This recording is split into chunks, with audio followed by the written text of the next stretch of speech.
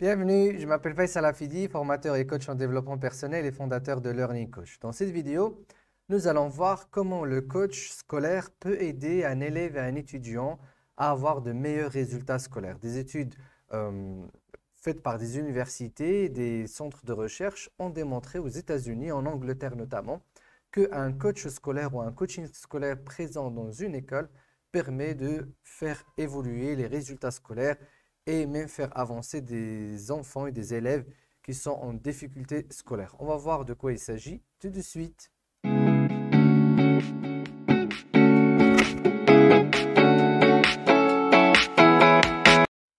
Alors tout d'abord, qu'est-ce que le coaching scolaire? Donc si vous n'êtes pas encore sur cette chaîne et vous ne savez pas encore ce que c'est que le coaching scolaire, en fait, le coaching scolaire est tout simplement une approche d'accompagnement qui vise à aider un élève ou un étudiant à réussir ses résultats scolaires, mais tout en étant épanoui. Bien évidemment, le résultat scolaire n'est pas uniquement ou n'est pas la seule mission d'un coach scolaire, mais l'idée ici, c'est d'accompagner un élève ou un étudiant à retrouver son potentiel d'apprentissage. Il faut savoir que nous sommes tous à la base des apprenants efficaces, des apprenants passionnés. Nous étions tous des enfants qui adoraient apprendre, qui adoraient découvrir de nouvelles choses, qui adoraient avoir de nouvelles connaissances. L'adolescence arrive, donc en fait c'est un âge où on devient adulte, on devient un jeune adulte, malgré que la société considère encore cet âge comme un âge d'enfance, alors qu'en fait non. Physiologiquement, on atteint la puberté et du coup, l'apprentissage à ce niveau-là nécessite des compétences et nécessite de surpasser les obstacles émotionnels. Un enfant n'a pas de chagrin d'amour, un enfant n'a pas forcément beaucoup de craintes par rapport à l'avenir, n'envisage pas certains conflits relationnels comme une fin du monde, de manière générale bien évidemment, alors que l'adolescence, c'est l'âge où on commence à s'initier aux problèmes d'adultes.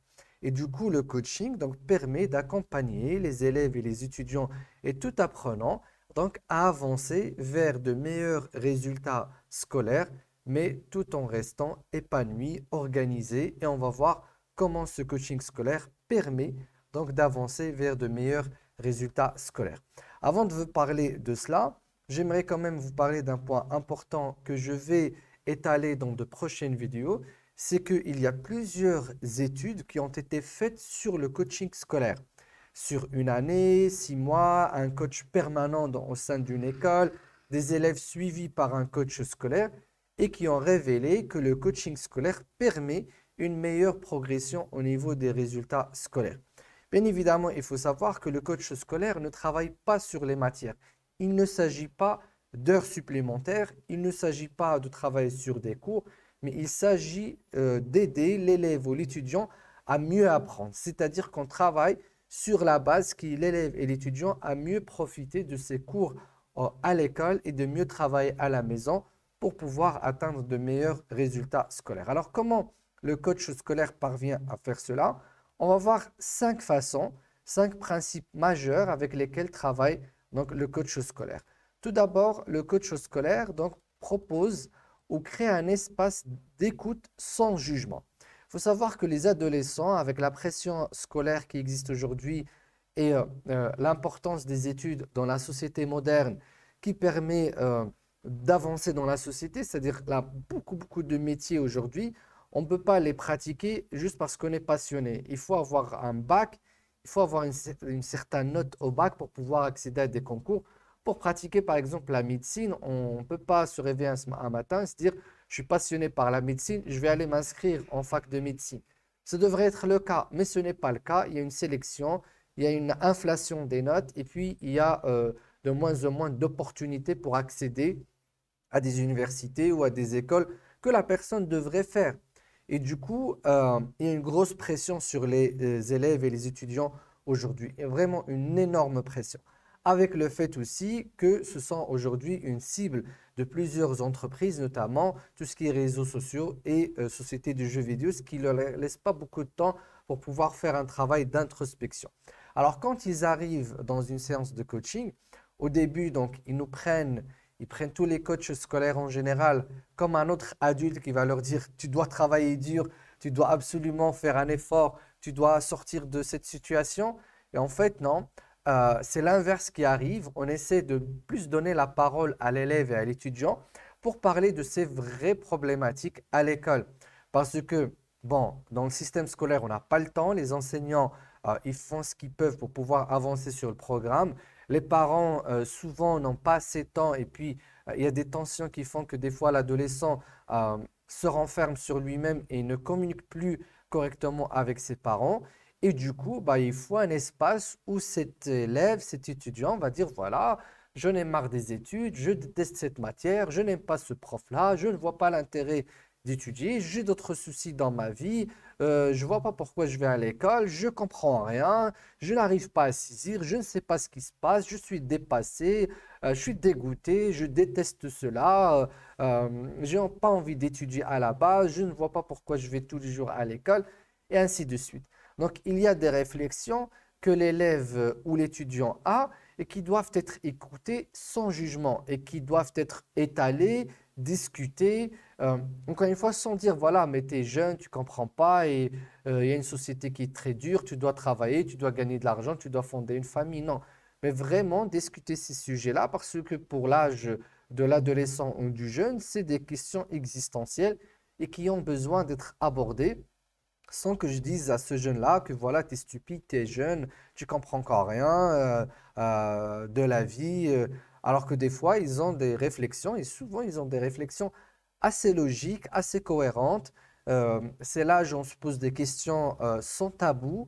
C'est l'âge où les jeunes vraiment remettent en question certaines valeurs, certains systèmes de la société. Et du coup, ils ont besoin d'être écoutés. Donc, la première chose que le coach permet, donc cet espace d'écoute. Et un autre point qui est très important en tant que coach scolaire, c'est de parler de la scolarité, de l'apprentissage. Il faut savoir que pour les jeunes, nous tous, hein, quand on était jeunes, on nous disait travail, travail, travail. Mais personne ne disait comment travailler. Et personne nous écoutait quand on leur dit, mais j'ai essayé, ça ne marche pas. J'ai essayé déjà de travailler, mais ça ne marche pas. Je ne sais pas ce qui se passe. Non, on nous dit, bah, non, faut que tu ouvres tes livres, il faut que tu ailles réviser et c'est tout.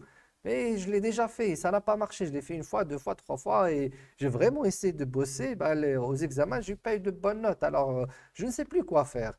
Et ça, les jeunes, ils le disent, ils ne sont pas écoutés. Et du coup, il va falloir leur dire, OK, mais comment tu fais? Combien de temps tu investis? Comment ça se passe? Est-ce que tu arrives à acquérir des choses? Est-ce que tu arrives à comprendre déjà? En travaillant, est-ce que tu penses que c'est assez? Et voir un petit peu, faire un vrai diagnostic qui est en fait la deuxième étape que le coach va faire après avoir créé cet espace d'écoute sans jugement. Il faut savoir que dans la formation de coach scolaire que nous offrons à Learning Coach, on a des techniques pour faire cela. Ce n'est pas évident. Pourquoi? Parce que les jeunes n'ont pas choisi de venir à une séance de coaching. Les jeunes pensent que c'est un psy, donc ils vont aller voir un psy, donc ils pensent que leurs parents les considèrent comme malades, comme s'ils ont un problème psychologique, alors qu'ils se disent non, mais j'ai rien. Et puis souvent les jeunes ils se disent ben, tout va bien, pourquoi mes parents s'affolent par rapport à mes résultats scolaires? Et encore une fois, ils me considèrent comme un adulte comme les autres. Et du coup, il va falloir créer un cadre. Et donc, il y a toute une approche de formation qui nous permet d'avoir déjà la posture du coach. C'est très important. C'est pour ça que dans la formation de coach scolaire, pour les non-coachs, on offre un double parcours, une double certification. Donc, un premier certificat, c'est pour être un coach de vie, pour vraiment jouer pleinement le rôle d'un coach comme il se doit, parce que le coaching, c'est d'abord une question de posture, ce qui permet par la suite, quand on fait la deuxième certification donc de spécialisation en tant que coach scolaire, d'adopter le cadre, de mettre en place le cadre adéquat pour les élèves et les étudiants, parce que c'est un cadre spécial et spécifique. Contrairement au coaching des adultes qui, eux, viennent par leur propre volonté en général, qui payent leurs séances, qui sont là parce qu'ils ont un vrai problème, qui se sont informés sur le coaching avant de venir, que leur a été souvent recommandé par un autre adulte. Du coup, là, on n'a pas vraiment ces contraintes de cadre. Alors que pour les ados, c'est très compliqué et donc il faut avoir la technique et la bonne approche. Alors ensuite, qu'est-ce que fait le coach? En fait, le coach, il va proposer un diagnostic précis et des solutions adaptées. Donc là, le diagnostic, on le fait de manière très cohérente. À Learning Coach, on a développé un concept basé sur 9 compétences, c'est-à-dire on considère que pour tout apprenant, on a besoin de 9 compétences pour pouvoir apprendre efficacement. Et du coup, à travers ces 9 compétences, on arrive à savoir exactement où est-ce que l'élève ou l'étudiant est défaillant. Donc, soit c'est un vrai problème de compréhension, de concentration, motivation, de lecture, d'adaptation à ces intelligences multiples, d'organisation, principal problème souvent des jeunes pour étudier. Et une fois on fait cela, eh bien, on va travailler sur une stratégie d'apprentissage, un programme de développement de ses capacités d'apprentissage à travers le développement de ses compétences. Et du coup, il ne s'agit pas de donner des conseils standards qu'on donnerait à tout le monde, mais il s'agit d'un vrai plan d'action qui va être mis en place, testé, évalué, et du coup, on a besoin de plusieurs séances pour que l'élève et l'étudiant trouvent ce qu'on appelle sa recette, sa propre recette. C'est souvent ce que je dis aux élèves et aux étudiants dans les séances de coaching. On va trouver la recette qui va être signée par toi. Parce que chacun a un contexte socio-culturel, je vais dire, mais un contexte familial. Chaque élève a un contexte familial très précis, unique, singulier. Chaque élève est singulier dans ses intelligences, dans sa génétique, dans sa façon de voir les choses. Et chaque élève et chaque étudiant est unique et singulier dans sa façon d'apprendre. Bien sûr, il y a des généralités, mais il y a aussi des singularités. Et le coach scolaire doit absolument s'adapter à cette singularité et trouver une méthode qui va être sur mesure par rapport au coaché et donc par rapport à l'élève, à l'étudiant pour réussir sa scolarité. Et du coup, ça nous amène à un autre point, c'est que ce processus, en fait, permet de retrouver de la motivation et de l'engagement vers les études. Parce que tout simplement, ce que l'élève ou l'étudiant apprend dans un processus de coaching, c'est la démystification de la scolarité et de ne pas considérer, d'ailleurs c'est ce que je dis souvent aux jeunes, les études, c'est pas la vie, contrairement à ce que des fois l'école ou les parents, à travers bien sûr leur façon de vouloir nous motiver, de nous faire croire que l'école, c'est la vie, c'est vraiment la chose la plus importante dans la vie. Mais en fait, c'est pas vrai. Il y a beaucoup de choses encore qui sont aussi importantes, que ce soit pour les jeunes que ce soit pour les adultes. C'est vrai qu'on est dans une époque où les parents, je ne veux pas dire se sacrifient, mais on est dans un modèle de société où on a tout retiré aux jeunes pour qu'ils se consacrent uniquement aux études et à leur scolarité. Je ne sais pas si c'est une bonne chose. Certainement, on aurait dû laisser quand même d'autres aspects de la vie pour les jeunes, notamment pouvoir aller faire des stages, pouvoir faire des boulots, même s'ils sont très jeunes aujourd'hui. Dans beaucoup de sociétés, on ne peut pas travailler si on a moins de 18 ans. Et du coup, les jeunes se retrouvent soit études, soit rien du tout. Et ils n'ont pas d'autre champ de productivité à part les études. Et du coup, ce qui leur reste, c'est les jeux vidéo et les réseaux sociaux. Et si c'est le sport, c'est encore mieux. Et du coup, l'idée, c'est de dire aux jeunes, voilà, les études, c'est un aspect de la vie, donc ça les rassure. C'est un aspect dans lequel tu as besoin d'une approche, d'une méthode pour pouvoir donc travailler. Et une fois que tu appliques la bonne méthode et la bonne approche liée à tes capacités cognitives et à tes aptitudes, tu vas commencer à avoir les résultats qui te conviennent selon ton projet d'études. Et du coup, on remet la scolarité à sa place qui est convenable pour ce jeune-là. Bien évidemment, la scolarité n'a pas la même place. Il y a des jeunes qui adorent bosser, qui sont très portés sur donc, le travail intellectuel. Donc l'école, ça leur va très bien et donc ils peuvent lui donner une grande importance dans leur quotidien. Il y a d'autres jeunes, non, c'est pas du tout la chose la plus importante. Ça vient en second par rapport à leurs relations, par rapport à leurs amitiés, par rapport à leurs expériences de vie, par rapport à leurs découvertes en termes artistiques, sportifs, entrepreneuriales et ainsi de suite. Et donc, pour ces jeunes-là, il faut vraiment dire, OK, oui, il n'y a aucun problème, tu peux reléguer les études au second plan. Et dans ce cas-là, faut juste que tu assures en ayant la bonne approche, que tu trouves ta recette pour que tu puisses exceller, avoir de bonnes notes, parce que l'école, ça reste une série d'informations, quelques compétences à acquérir, mais une série d'informations à avoir. Euh, bon, on sait aussi que l'école aujourd'hui, c'est pas du tout le meilleur endroit pour apprendre. Ça aussi, on le dit clairement aux élèves et aux étudiants, c'est la vérité aujourd'hui, mais ça reste un passage sociétal dont tu as besoin pour pouvoir exercer certains des métiers, une grande partie des métiers aujourd'hui. Et ça reste quand même le lieu d'apprentissage et le lieu où on peut se retrouver aussi avec des expériences humaines, avec des camarades. On peut donc partager un parcours de vie.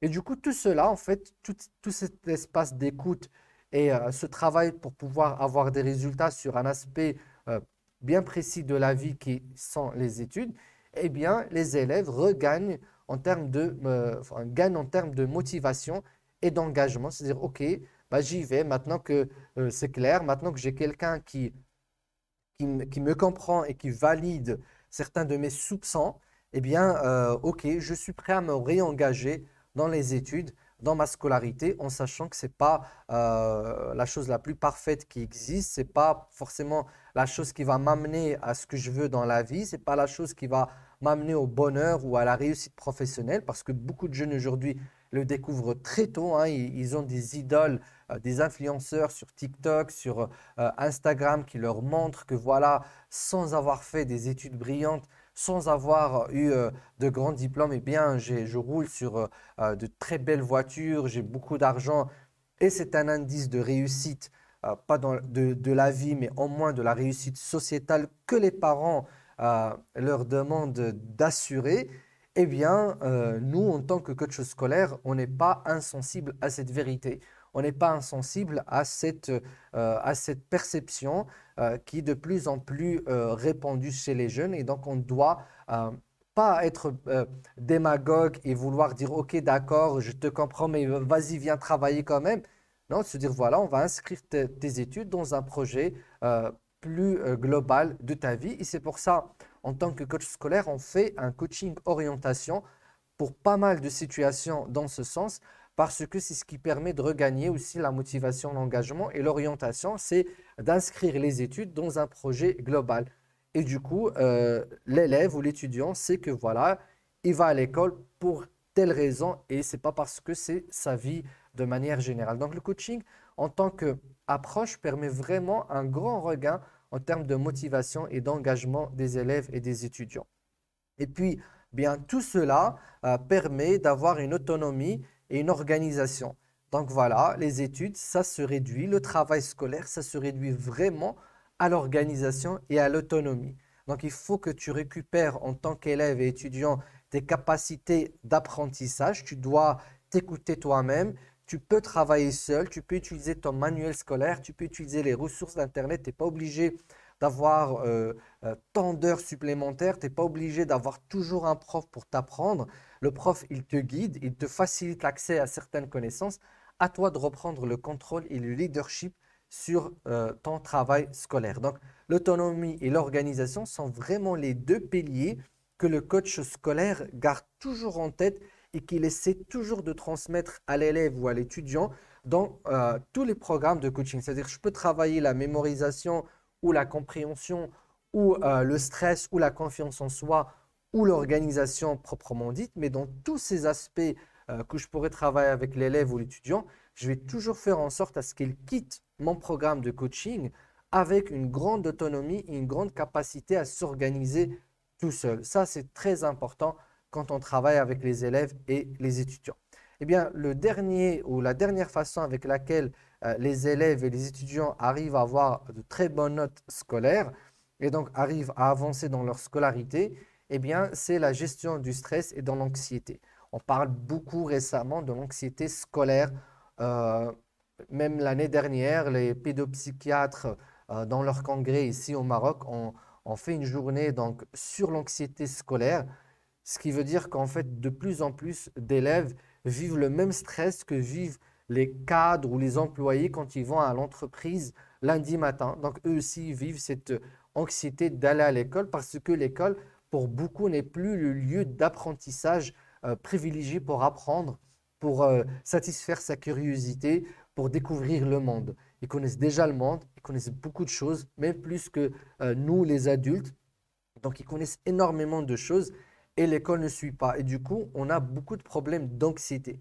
Le stress, c'est parce qu'ils ont le devoir d'avoir de très bonnes notes. Beaucoup de parents donc, culpabilisent les enfants.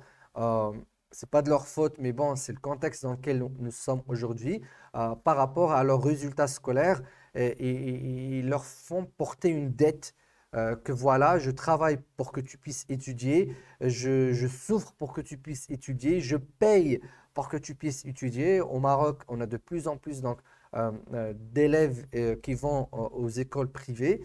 Donc voilà, je paye pour que tu puisses avoir de bonnes notes et tu les as pas. Et du coup, les jeunes se retrouvent face à une situation extrêmement stressante, c'est-à-dire ils sont face à, ils ne sont plus là pour apprendre, mais ils sont là pour avoir de la performance scolaire. Donc on est passé de l'apprentissage et aux compétences intellectuelles, c'est-à-dire qu'on sort de l'école en ayant comme devoir d'être bon dans ce qu'on fait, donc d'être un bon lecteur, d'être quelqu'un qui réfléchit bien, qui raisonne correctement, qui arrive à écrire bien, qui arrive à produire des textes, des poèmes. Donc, on était vraiment dans une approche où la pression était au niveau donc, des compétences scolaires.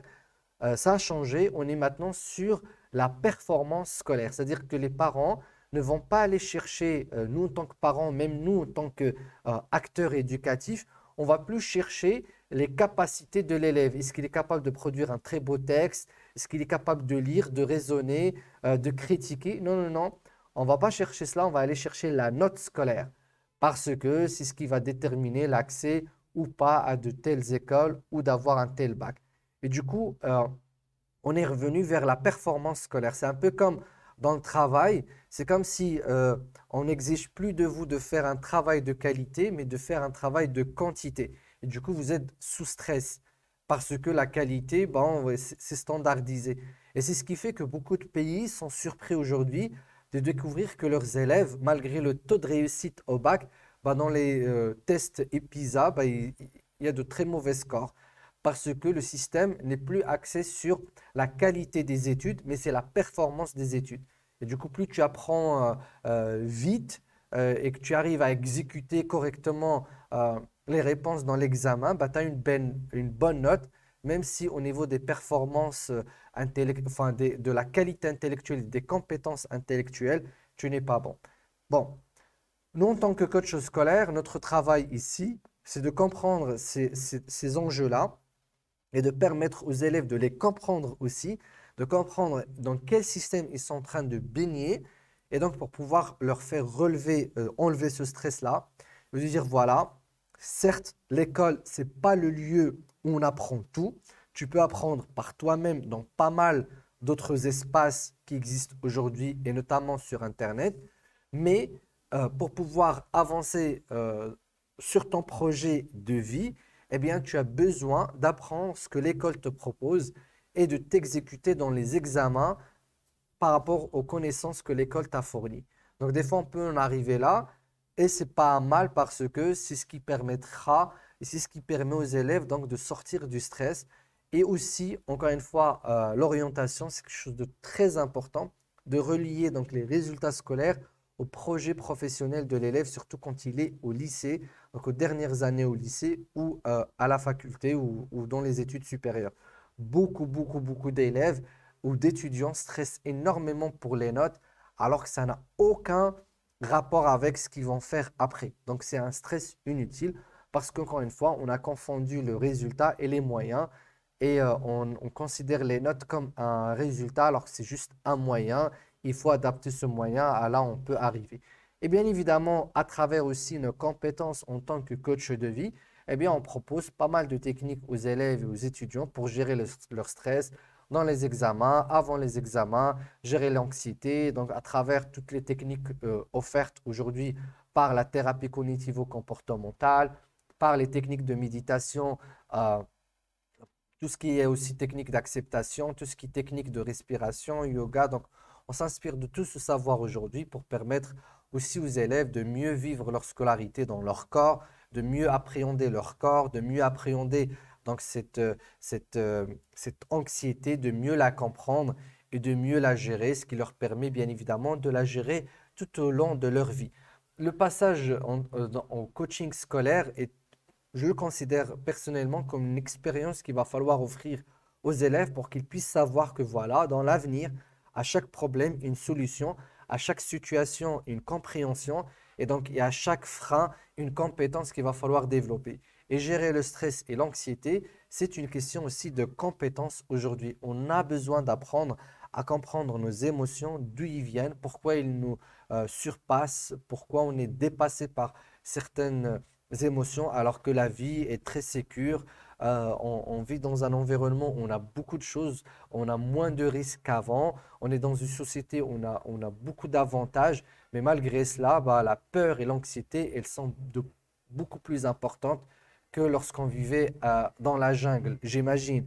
Mais en tout cas, il y a beaucoup de stress, il y a beaucoup d'anxiété, euh, comme si on était face à des risques énorme tous les jours, alors qu'en fait, on est juste entre quatre murs et on est souvent bien à chaque instant, la majorité du temps pour la majorité des personnes, des élèves et des étudiants. Et du coup, ben, on a besoin aujourd'hui d'avoir cette compétence de gérer nos émotions. Et quand on sait que les émotions viennent de notre façon de penser, eh bien, c'est surtout la façon de penser qu'il va falloir corriger et c'est sur quoi on travaille souvent en tant que coach scolaire. Donc voilà les 5 façons avec lesquelles donc, le coach scolaire travaille avec les élèves et les étudiants. Eh bien, qu'est-ce que ça fait quand on travaille sur ces 5 volets? Eh bien, on a les résultats scolaires qui sont au rendez-vous certainement parce que le résultat scolaire est quelque chose d'assez prévisible et qui est lié à la façon avec laquelle l'élève travaille, se motive, s'engage, analyse sa situation, s'organise. Donc, tous ces éléments que nous avons vus, eh bien, ils permettent, in fine, de développer la capacité de l'élève ou de l'étudiant donc à avoir de très bons résultats scolaires. Donc voilà pour cette vidéo. On aura certainement d'autres vidéos dans lesquelles on va parler de coaching scolaire. Si vous êtes intéressé par une formation pour devenir coach scolaire, vous avez un lien en bas de cette vidéo. Et si vous avez d'autres questions sur le coaching scolaire, je serai ravi de vous répondre. N'hésitez pas à laisser vos commentaires en bas de cette vidéo. Et si vous êtes intéressé par tout ce qui est donc, apprentissage accéléré, intelligence artificielle appliquée à l'éducation et le coaching scolaire, vous n'avez qu'à vous abonner à la chaîne YouTube Learning Coach. Comme ça, vous recevrez nos nouveautés. Je vous dis à très bientôt. Ciao, ciao.